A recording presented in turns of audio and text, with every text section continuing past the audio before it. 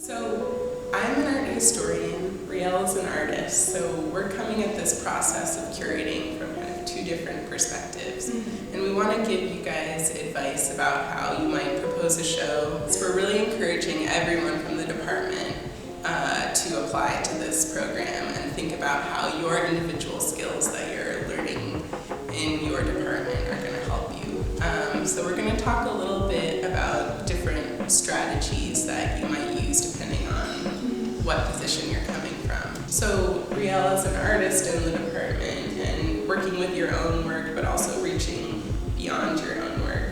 What do you think would be some good advice for an artist to put together a show that both included their own work and other artists? Well, I think it's great to know who your audience is.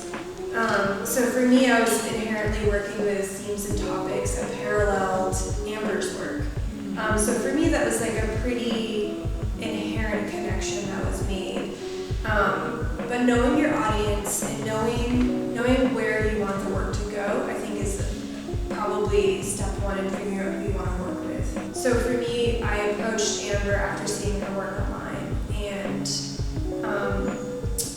brought to her attention the threads that were within both of our projects. We weren't preparing to put a show together for years or anything like that. It just happened by looking at the two bodies of work and realizing that there was an opportunity present for us to really take initiative and bring the work into the space. So what if you're an art historian and you don't know any artists? Well, first of all, that's a problem because you should know artists if you're an art historian.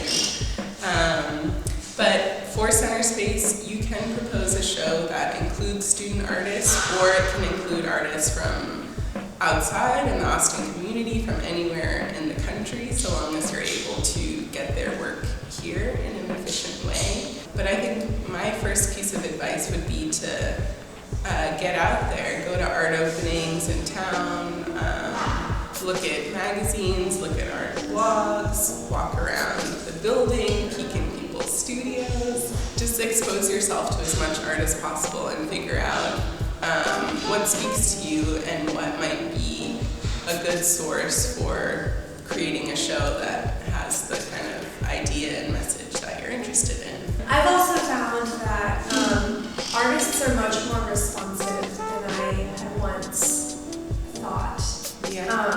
In reaching out to people, I've realized that artists are usually very generous with their time and will respond back. And as an undergraduate student, I remember being very self-conscious and a little nervous about reaching out to artists who I thought were either thought-provoking or inspirational.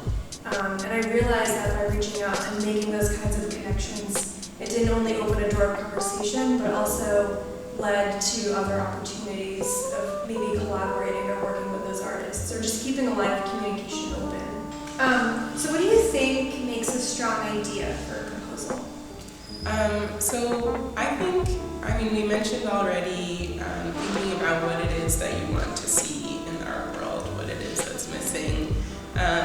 But it's also important to think about an art exhibition not as just hanging some art that looks nice together on the walls, but think about making a kind of conceptual whole. So what are these works doing that makes them speak to each other?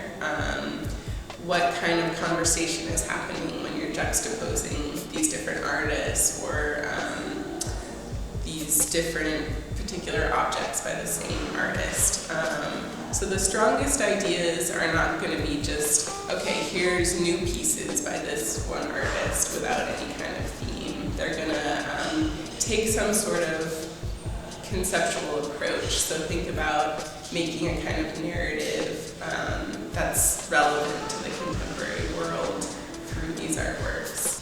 Some of the most effective exhibitions that I've seen are ones that incorporate a deeply personal kind of connection, maybe a political engagement, or a critique of something that's happening in society. The work by no means has to be political, but it has to be doing something interesting beyond just looking nice on the wall. It has to make people think, it has to make people have some kind of new experience in the gallery space that they wouldn't have had if you hadn't put this show together.